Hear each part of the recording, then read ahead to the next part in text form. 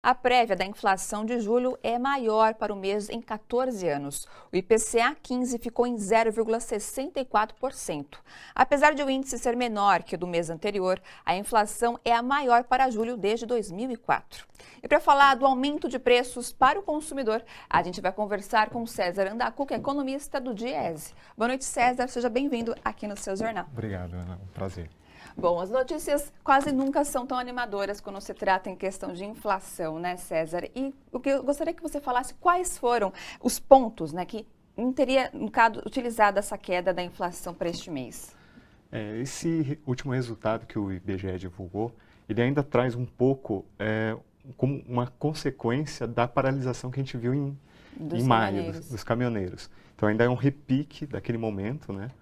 E tem um pouco do impacto do setor de alimentos, alimentação e bebidas, mas também destaco outros dois itens que é importante falar, que é o aumento do custo de habitação, que está ligado a reajuste de energia elétrica, né, em várias capitais, inclusive aqui em São Paulo, reajuste da água e saneamento, e alguns itens ainda ligados a transportes, como teve a questão do gás, botijão de cozinha, e transportes interestaduais e de aviação.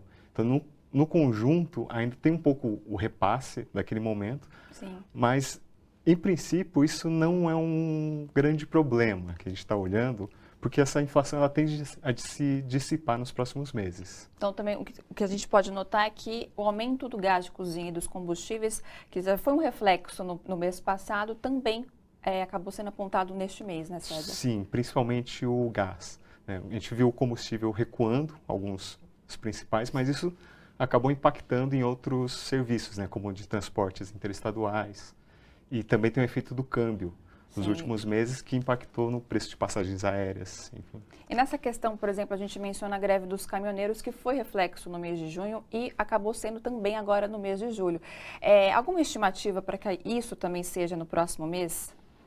Não, a gente está com a expectativa de que essa inflação que a gente viu em junho, né, maio, junho, ela vai se dissipar e que a meta de inflação vai ser cumprida. Então, a gente espera que a inflação feche o ano em torno dos 4,5%, talvez um pouco menos, mas até por efeito da crise que a gente está passando.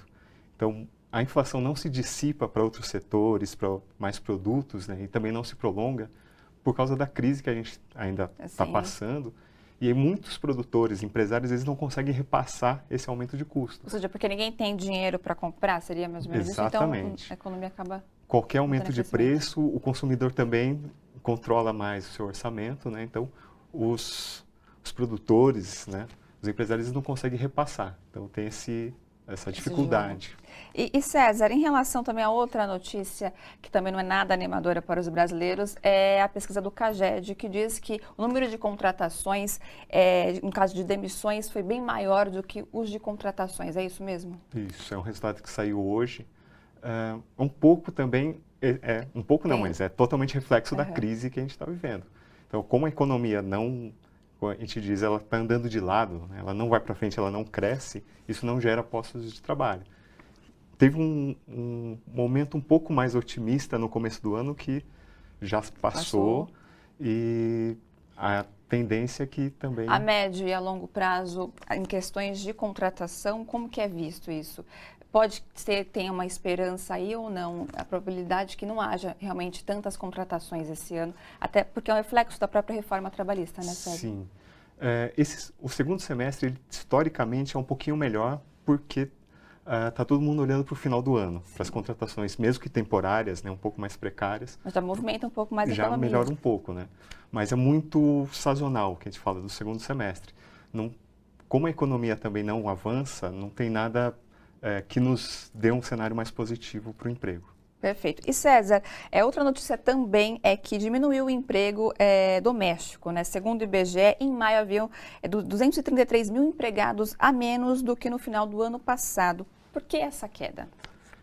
Quando a gente fala em emprego doméstico, é sempre e também do emprego como um todo, a questão da oferta e demanda. Sim. Na crise, tende a ter uma maior oferta, onde as pessoas vão ofertar os seus serviços domésticos, mas aí tem o problema da demanda, que as famílias estão com orçamento mais curto e tende a cortar esses gastos. Um dos principais itens sempre que existe um corte numa família é o serviço da empregada, enfim, doméstica, diarista ou mensalista, no caso, né? E tem esse aspecto conjuntural, né, feito da crise, e também de forma mais estrutural dos últimos anos, a forma como as famílias também vão se adequando, estão diminuindo de tamanho, se a gente olhar as últimas décadas, né?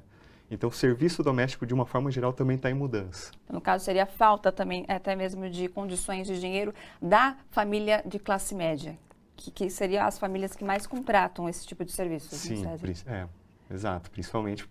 E nos últimos 2 anos, até 2016, mais ou menos, que a gente viu a inflação muito alta também, que significa uma perda de poder de compra, né? Isso afeta muito em cheio esse setor. Esse tipo de contratação. Que houve uma época que teve um crescimento, né? Tanto na questão de diaristas quanto as mensalistas.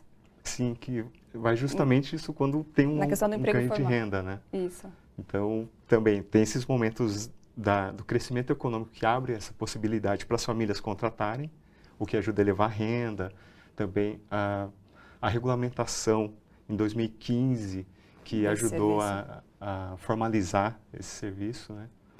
Então, bom, vamos acreditar que talvez na próxima sexta-feira a gente tenha dados um pouco mais animadores, né, César, em relação à economia do Brasil.